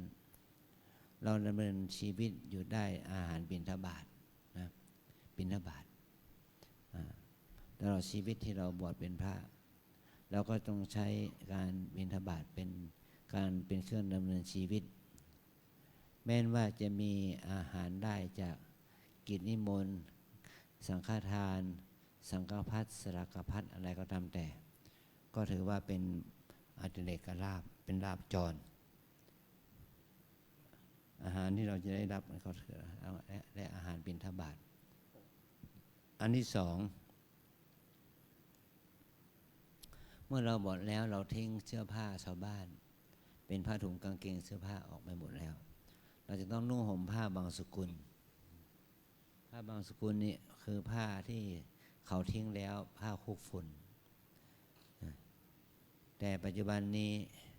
เราได้นุ่งผ้าที่คฤหัสถ์ชาวบ้านเขาถวายเป็นผ้าฝ้ายผ้าป่านผ้าไหมผ้าลินินผ้าขนสัตว์ผ้าใยสังเคราะห์เหล่านี้นะเรานุ่งห่มผ้าเนื้อดีมาโดยที่ว่าปัจจุบันมีผ้าหาง่าย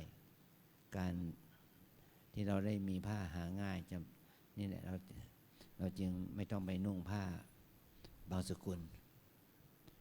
ผ้าที่เขาทิ้งขว้าง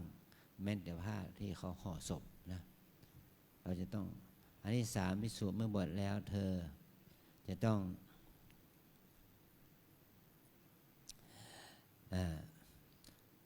ดำเนินชีวิตแบบเป็นผู้ไม่มีเรือนอนาคาริกผู้ไม่มีเรือนออกจากบ้านจากเรือนมาแล้วเราจะไม่มีบ้านมีเรือนอยู่อาศัยของตนข เขาเรียกว่าอยู่โคนบนต้นไม้อยู่ใต้ต้นไม้นะอยู่โคนไม้เป็นที่อยู่อาศัยแต่ปัจจุบันนี้วัดวาอารามมันมีสถานที่มีรั้วรอบขอบชิดมีกำแพงมีอาคารสถานที่มีโบสถ์มีวิหารมีศาลามีหอฉันเราก็ต้องอยู่ตามสภาพเรามีกุฏิมีห้องน้ำห้องท่ามีที่หลับที่นอนเป็นสัดเป็นส่วนขอให้เราช่วยกันทำความสะอาดดูแลเอาใจใส่ในกุฏิเหล่านั้นนะไม่ใช่ปล่อยเปอะปะละเลยทิ้งขว้างไม่เอาจะต้องดูแลเอาใจใส่กุฏิที่พักสมัยก่อนก็อาศัยเงื่อมหินถ้ำหรือว่าศาลากุฏิเล็กๆหรือแม้แต่ที่เขาสร้างให้ก็เป็นอาคารเดือนชั้นเป็นปราสาทอาคารที่เราเรียกว่าปราสาทเป็นว่าอาคารเรือนชั้นเป็น2 ชั้น 3 ชั้นเนี่ยเขาเรียกว่าปราสาทเพราะว่าเขาสร้างให้อย่างไรก็ให้อยู่อย่างนั้นอันที่4ภิกษุบวชแล้วก็เมื่อเราป่วยไข้ไม่สบายเราต้องอาศัยยาที่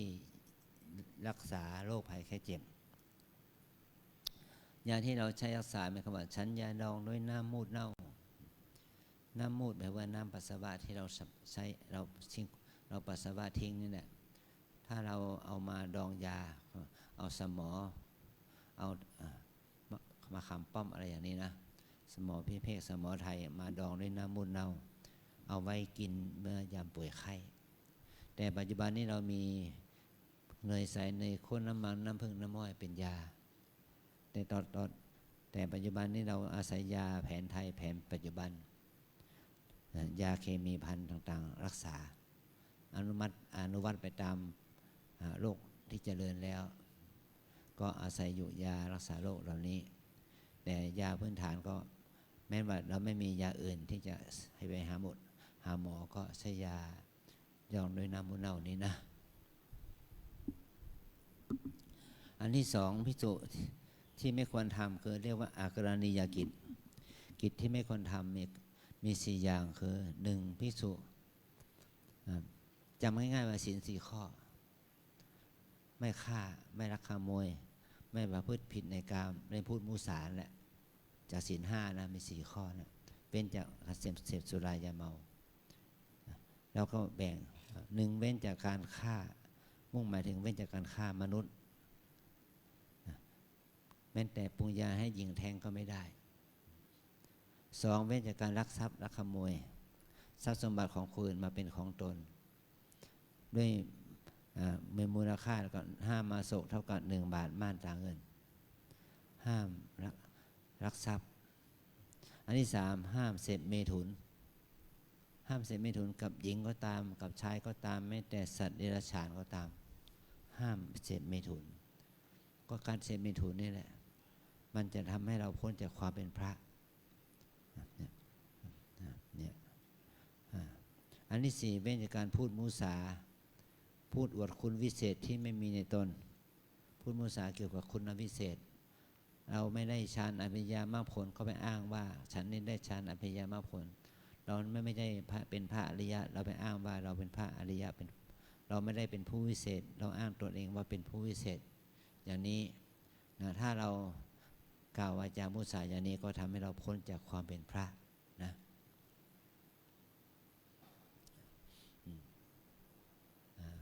เมื่อเรามาบวชเป็นพระแล้วก็ได้ศึกษาไตรสิกขาศีลสมาธิปัญญาให้เจริญขึ้นเมื่อศีลสมาธิปัญญามันเจริญขึ้นจะทำให้เราก้าวข้ามกามาสวะภวาสวะอวิชชาสวะคือความกิเลสที่หมักดองจิตใจเราไปได้นะเราก็จะได้เป็นผู้มีความเจริญในพระธรรมวินัยนี้สืบต่อไปนะตอนนี้ไปอาจารย์จะได้บอกเป็นภาษาบาลีนะ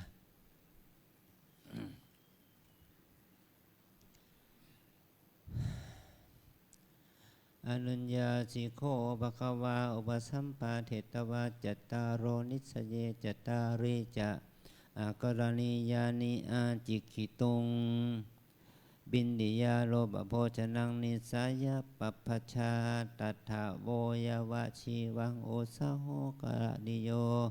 อาติเรกลาโพสังฆปตังอุเทสปตังนิมันตรังสระกปตังปากิกังโปสติกังปาติปาทิกังปังสกุลาจีวรังนิสายปปัชชาตัทธาโวยาวาชีวังโอสาโหกรานิโยอาติเรกลาโพกรามโพโคมังกปาสิกังโกสยังขพรังสานังพังคังรุขะมูลาเสนาสนังนิสายปปัชชาตัทธาโวยาวาชีวังโอสาโหกรานิโยอาติเรกลาโพปิหาโรหะโยโคปาสาโทหามยังคุหาปุติมุตตะเพสัชังนิสยปปัชชาตัทธาโวยาวาชีวังโอสาโหกรานิโยอาติเรกลาโพสปินวนิตังเตดังมัทุพานิตังอุปสัมปันเนนะภิกขุนาเมตโนธรรมโมนะเบเสวิตโพนวสุอันตมโสติตสานะครายาปิโยเบโขเมสุนังธรรมังปริเสวติอัสมโนโหติอสกยาปุติโยสยธาเปียนามาปุริโสสิสัชิโนอโพธินัสสริรพันเดนาชีวิตุงเอวะเมเบโขเมสุนังธรรมังปริเสวิตวาอัสมโนโหติอสกยาปุติโยตังโวยาวาชีวังอกระนียังอุปสัมปันเนนะภิกขุนาอาทินังทยาสังฆทังนะธาตภาอันตมโสติดินาสันตกังปหายะโยเบขุปาทังวาปาทาราหังวาอาตเดกปาทังวาอาทินังทยาสังฆทังอธิยติอัสมโนโหติอสยปุติโยสยธาปีนามะปันดุปราโสปัทนาปัปโรหะภวเดียตายะเอวะเมวะเบขุปาทังวาปาทาราหังวาอาตเดกปาทังวาอาทินังทยาสังฆทังอธิติตวาอัสมโนโหติอสยปุติโยตังโวยาวาชีวังอกระนียังอุปสัมปันเนนะภิกขุนาสัจจปานโนชีวิตานาบโรเปตะโพธรรมโสกุลกิปิติกังปทายะโยเบโขสัจจมนุสสาบิขังชีวิตาบโรเปติอันธรรมโสขัพพปะนาอุปทายะอัสมโนโหติอสกยปุติโยสยธาปีนามาปุถุสริยาทวีราพินนาอาปิสันติกาโหติเอวะมิวะเบโขเมตังธรรมังปริเสวิตวาอัสมโนโหติอสยปฏิโยตังเตตันโตยาวาชีวังอกรานียังอุปสัมปันเนนะภิกขุนาอุตริมนุธรรมโมนะอุลปิตโพธรรมโสสุญญาคาเรอภิรมามิติโยภิกขุปาปิโชอิสาภะโตสันตังภูตังอุตริมนุสัมมังอุรปติชานังวายโมขังวาสมาธิงวาสมาปะทิงวามัคขังวาพลังวาอสัมโนโหติอสกยปุติโยสยธาปีนามาตาโลมันตกะเชโนอาภปุณาบินุยาเอวะมีบะเบโขปามิโชอิสาภะโตสันตังภูนังอุตริมนุสมังอุรปิตวาอัสมโนโหติอสกยปุติโยตังโวยาวะชีวังอกรานิยันติอเนกะปริยาเยนาโคปเตนะภควตาชนะตาปัตตาระหตาสมาสัมปเทนะจิรังสัมปทาคาตังสัมปทิสัมปทาคาโตปัญญาสัมปทาคาตายาวะเทวตัสสะปันนิมนัสสะปีปายสสะอริยบุคคสมุขตัสสะวัตถุปัจจิตัสสะตัณหากตัสสะวิราคะตัสสะนิโรธตัสสะนิพพานัสสะสัจจิกิริยายะตัณหาชีระภวโรสัพพติมะพโรโหติมหานิสังโสสมาธิภาวิตาวิตาปัญญามหาภราโหติมหานิสังสาปัญญาภาวิตาวิจิตังธรรมสัมมาเทวะอาสเวหิมุจิติสยทิทังกามาสวาภวาสวาวิชาสวาตัสมัจญาโวอิมัสมิงตถาคตปเวทิเตธรรมวิทเยสกตังอธิสิกขาสิกิตภาอธิจิตสิกขาสิกิตภาอธิปัญญาสิกขาสิกิตภาตถาปมาเทนะสัมปาเทตพัง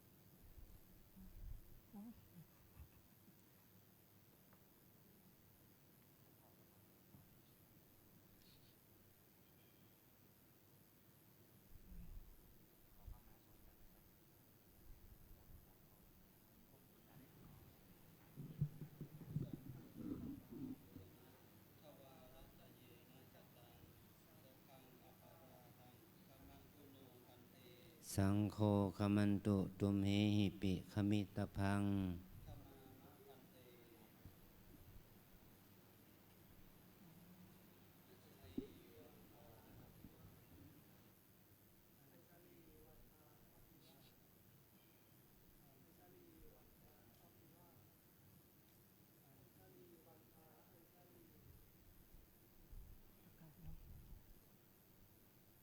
ประกาศฉายาบัตรลำดับที่ 130 และ 131 ทับ 2568 ตามลำดับ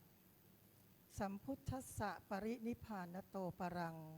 เบื้องหน้าแต่พุทธปรินิพพาน พระพุทธศาสนายุการ ล่วงแล้วได้ 2,568 พรรษา ปัจจุบันสมัย วันที่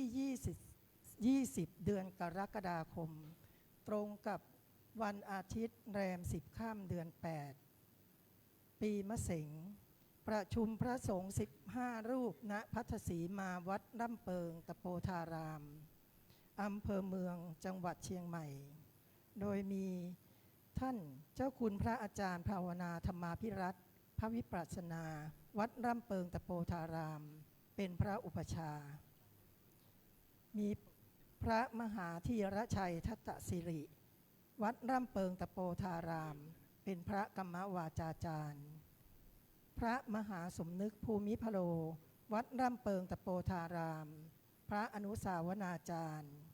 ให้บรรพชาอุปสมบทแก่นายอุทัยทิศข่ายมรินทร์อายุ34 ปีเป็นอุปสัมบันภิกษุในพระพุทธศาสนาสำริดความเป็นภิกษุเวลา 14:29 นาทีโดยให้ฉายานามว่าพระตปะสีโลและให้บรรพชาอุปสมบทแก่นายพลวัตกุลพัฒน์สุวรรณอายุ34 ปีเป็นอุปสัมบันภิกษุในพระพุทธศาสนาสำเร็จความเป็นภิกษุเวลา 14:29 นาทีโดยให้ฉายานามว่า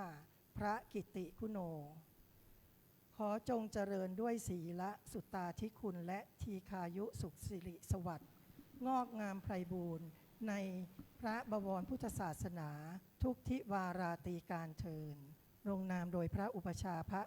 ภาวนาธรรมาภิรัตน์เจ้าคณะอำเภอเมืองเชียงใหม่เจ้าอาวาสวัดร่ำเปิงตะโพธารามแห่งนี้เต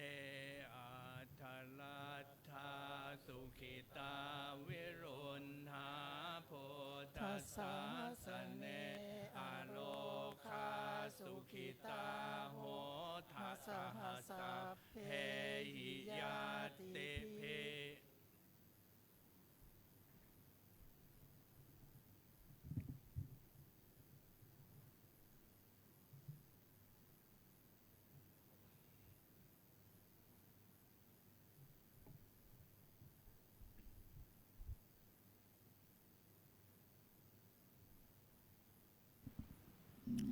กาลนิยามันตากุสะเลนะยันตังสันตังปะทังอะมิจจสะโกโอโชจะโสโหโชจะโสวะโจสัสสะโมโทอานาทิมานิจะโสภาโลจะอาปะกิโจจะสันลาโหกาวุติสันตินทานิโยจะนิปะโกเอโสอานานุคิโทนะจะโคทังสัมมาจาเลกินเจเยนะวินโยวัฏัยโยสุขีโนวะเขมิโนโหนตุสัพเพสัตตาภาวันตุสุขิตัตตานาพุทธันทิตัสสาวาทาวาราวะอานาวะเสสาธิขาวะเยมหันตาวะมัชฌิมาอนุคาทุราทิฏฐาวะเยจะอาทิฏฐาเยจะทุเรวะสันติภูสาวะสัมภเวสีวะสัพเพสัตตาภาวันตุสุขิตัตตานาปโลปารังนิโกเพกินจิพายาโนสนาปฏิฆาสัญญานัญญามัญญัต ยะธานิยังพุทธังอายุสาเอกพุทธมนุรักขิเอวัมปิสัพพะพุทเตสุมาณสัมภาวะเยเมตตัญจะสัพพะโรกัสสะมิงสันนะสัมภาวะเยอปาริมาณังโอทังอาโตจาริยัญจาสัมภารังทิฏฐัญจารังนิสินโนวาสยาโนวายาวัตสาวิคตามิโตเอตังสติงอธิทายะตังวิหารังอิตามาหุติจินจานุปะคัมมาสีราวารัสเนนะสัมปันโนข้าพาชยังปุนาเลติติกาลนิยามิทาสุตังวันตามิพุทธังสัพพะเมวะโทสังฆามาทาเมพันเตวันตามิธัมมังโทสังฆามาทาเมพันเตวันตามิสังฆังสัพพะเมวะโทสังเมพันเตวันทามิคาโรโอปัชฌาจาริเยสัพพะเมวะโทสังฆามาทาเมพันเตวันทามิกัมมัฏฐานังทาเมพันเตวันทามิอาราเมพันธาสีมังสัพพะโทสังฆามาทาเมพันเตวันทามิอาริยังสัพพังสัพพัทธาเนสุตัสสะนิราธาโตมหาโพธิพุทธาลูสัทธานาคาโลเกเทวะโลเกพัมมะโลเกชัมพูทิเปรังคาทิเปธาตุโยเกสาธาตุโยอะระหันตะเจติยังคันทะโคติงติสาหัสเสธัมมะขันเทอะหังวันตามิ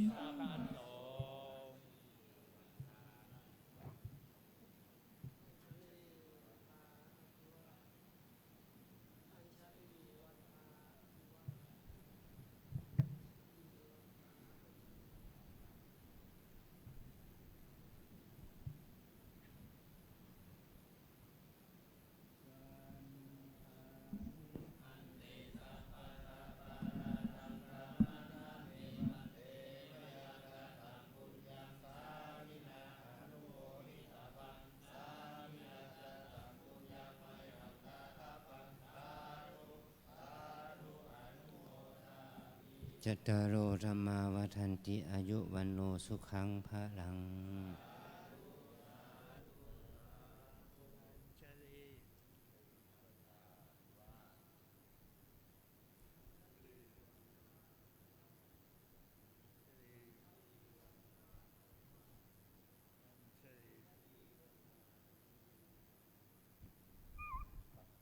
นิมนต์พระใหม่2 รูปนะครับนั่งอาสนะนะครับเนาะ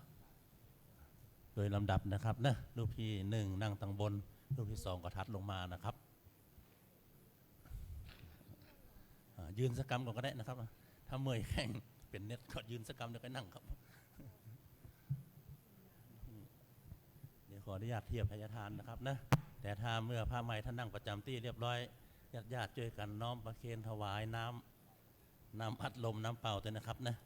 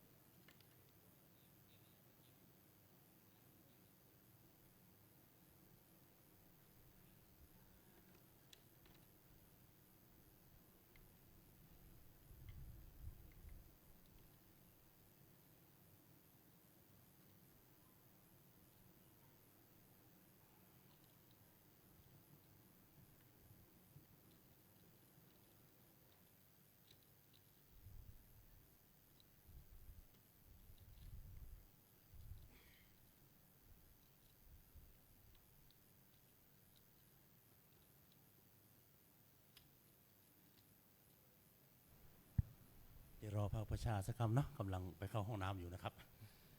เมื่อพระอุปชฌาย์ขึ้นมาถึง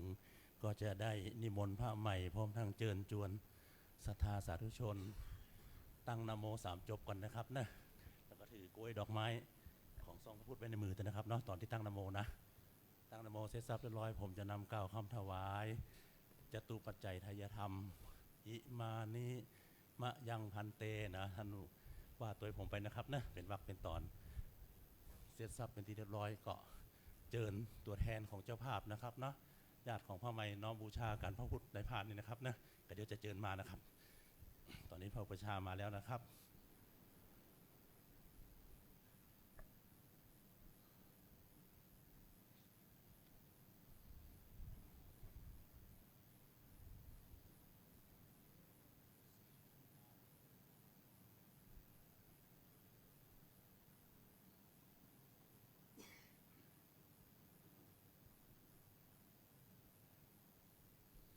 พระใหม่ทั้ง2 รูปพร้อมทั้งศรัทธาสาธุชนทุกท่านประนมมือขึ้นนะครับมีจุดหมายไปที่พระสงฆ์องค์เจ้าเป็นหลักนะครับนะกล่าวคำบุพภาคาถาตั้งนะโมพร้อมกันณบัดนี้แม่ที่กำสวยดอกไม้ได้ไหมกำสวยดอกไม้ไว้ในมือนะครับเนาะนะครับอันธรรมยังพุทธัสสะภะคะวะโตปุพพาคณมะกาลังกะโลมะเสนะโมตัสสะภะคะวะโตอะระหะโตสัมมาสัมพุทธัสสะนะโมตัสสะภะคะวะโตอะระหะโตสัมมาสัมพุทธัสสะนะโมตัสสะภะคะวะโตอะระหะโตสัมมาสัมพุทธัสสะเชิญกล่าวตามผมนะครับอิมานิมะยังพันเตจตุปัจจยาทีนิสัพปริวารานิภิกขุสังคัสสะโอโนชยามะสาธุโนพันเตภิกขุสังโฆอิมานิจตุปัจจยาทีนิสัพปริวารานิปฏิคันหาตุอัมหากังทีฆรตังหิตายะสุขายะข้าแต่พระภิกษุสงฆ์ผู้เจริญข้าพเจ้าทั้งหลายขอน้อมถวายจตุปัจจัยไทยธรรมพร้อมบริวารทั้งหลายเหล่านี้แก่พระภิกษุสงฆ์ขอพระภิกษุสงฆ์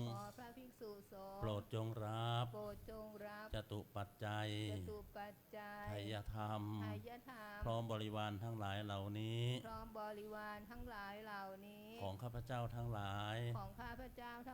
เพื่อประโยชน์และความสุขแก่ข้าพเจ้าทั้งหลายแก่ญาติทั้งหลายมีมารดาบิดาเป็นต้นตลอดกาลละนานเทินสาธุ เชิญท่านเจ้าภาพทั้ง2 เจ้าภาพมาเลยนะครับนะลุกมาพร้อมกันเลยครับ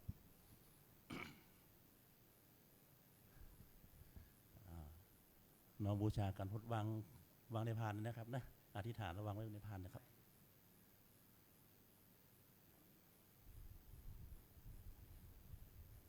ทีนี้พระใหม่2 รูปนะครับไปหาพระอุปชฌาย์เลยนะครับเนี่ยไปหาท่านเจ้าอาวาสเลยครับน้อมประเคนถวายพานทองพานเหลืองนะครับเนาะช่วยกันถวายนะครับเนี่ยช่วยกันถวายก่อนนะครับเนาะ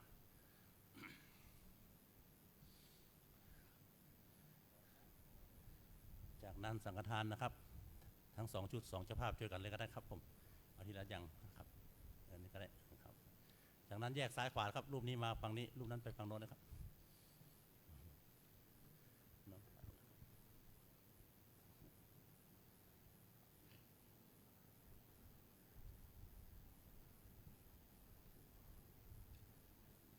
นิมนต์กับนั่งที่เดิมเลยครับผม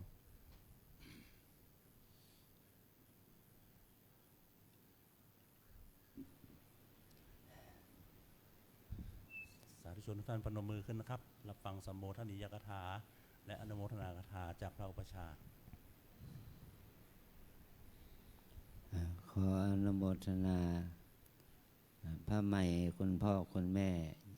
พี่น้องญาติมิตรของพ่อใหม่ทุกคนที่เราได้มีกุศลศรัทธาต่อพระรัตนตรัยอย่างมั่นคงได้ตั้งสัจจะว่าจะได้ตั้งสัจจะว่าขอได้บวชแล้วก็มาได้บวชในเขตพระราชสีมาวัดน้ำเปิงแห่งนี้ด้วยความแน่วแน่แม้นว่าเราจะบวชระยะสั้นเราก็จะต้องใส่ใจเกี่ยวกับการปฏิบัติเพื่อให้เป็นเนื้อนาบุญของพุทธบริษัทศรัทธาญาติโยมทั้งหลายเพราะการบวชนั้นเป็นสิ่งที่หาได้ยากบุคคลที่อธิษฐานจิตเพื่อความดับทุกข์เพื่อความพ้นทุกข์เพื่อมรรคผลนิพพานนั้นโดยทั่วไปท่านจะต้องมีเนกขมะบารมีคือการถือบวชเห็นโทษของกามได้เป็นพระสัมมาสัมพุทธเจ้าได้เป็นพระปัจเจกพุทธเจ้าได้เป็นพระอรหันต์สาวกสาวิกาเมื่อท่านเหล่านั้นได้บวชมีบารมีแก่กล้าได้บวชเป็นพระภิกษุภิกษุณีก็มีเวลาที่จะต้องประพฤติปฏิบัติธรรมแม้ภิกษุเราเมื่อพุทธบริษัทอื่นๆที่เป็นพระอริยะ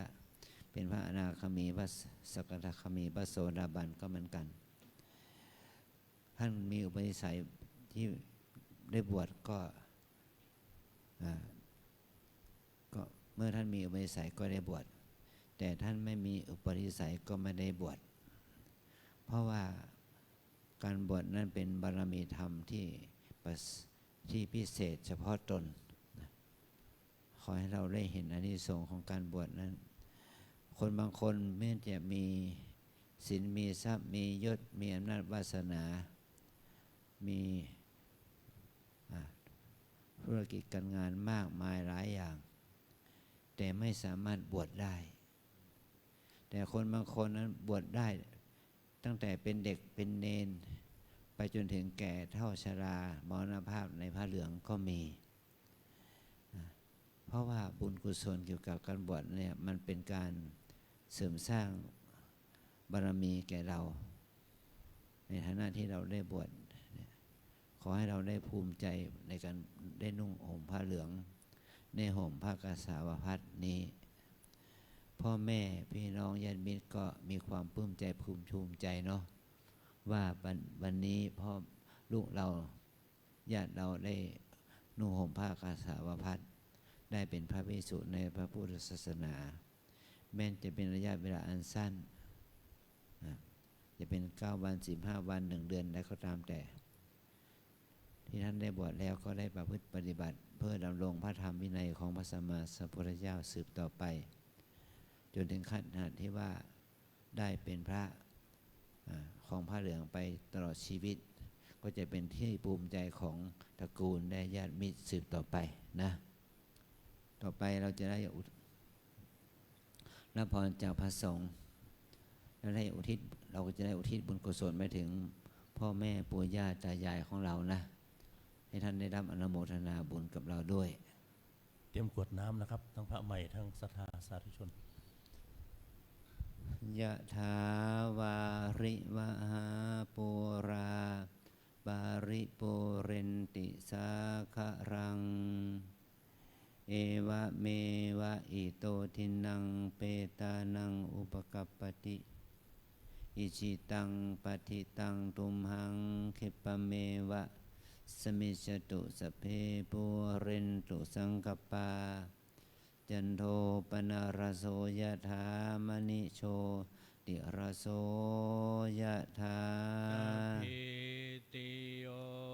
วิวัชชันตุสัมภโรโคเวนัสมา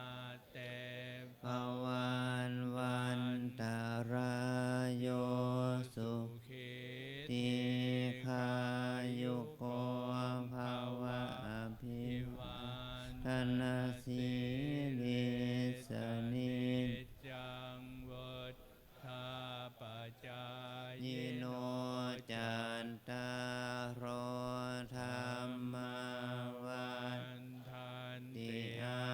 ยุวันโนสุขังภาลังเตอันทารันทาสุขิตา เวโรน หาพุนทัสสะสะเนอโรคาสุขิตา โห ทิ ทั ส ส ห สะ สามเพ หิ หิ ยา ติพิเตอันทารันทาสุขิตาเวโรนหา พุท ทัสสะสะเนอโรคาสุขิตา โห ทัสสะสามเพหิยาติพิเตอันทารันทา สุขิตาเวโรนหา ปนทัสสะสะเนอโร คา สุขิตาโหทัสสะสะเพ